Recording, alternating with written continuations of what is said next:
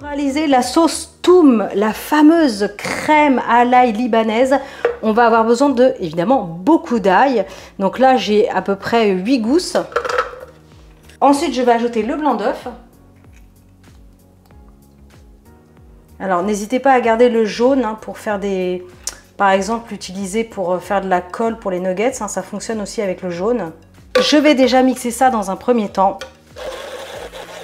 Alors vraiment pour cette recette, soit vous utilisez comme moi une girafe, ce qu'on appelle un mixeur plongeant, soit vous pourrez prendre un petit robot de cuisine, un petit blender.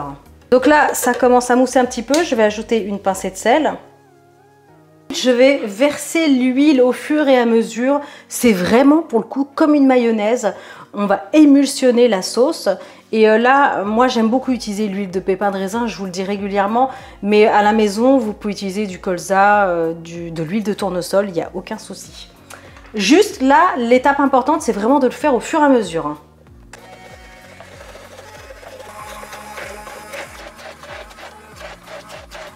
Et enfin, une fois que c'est bien émulsionné, je vais ajouter un demi-citron. Alors moi, j'aime beaucoup le citron vert, mais on peut tout à fait utiliser du citron jaune pour cette recette.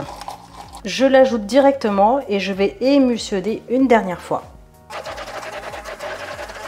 On obtient une crème qui est bien blanche et ça, c'est grâce au blanc d'œuf.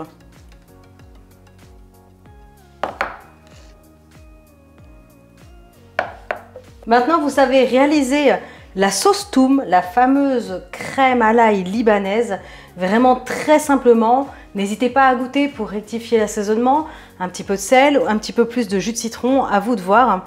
En attendant, vous avez vu, c'est vraiment une recette très rapide à faire.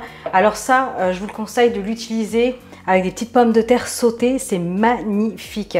Bien sûr, on peut l'utiliser aussi pour tartiner des pains kebab, pour utiliser dans les tortillas, dans les wraps, dans les sandwichs.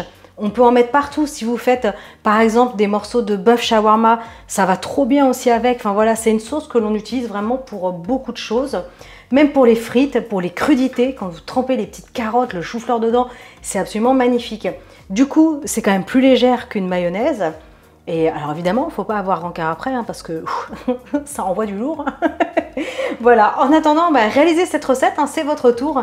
J'espère que vous avez apprécié cette vidéo. Pensez bien à liker, partager, abonnez-vous à ma chaîne si ce n'est pas encore fait. Et moi, je vous retrouve très bientôt pour des recettes super méga gourmandes. Ciao!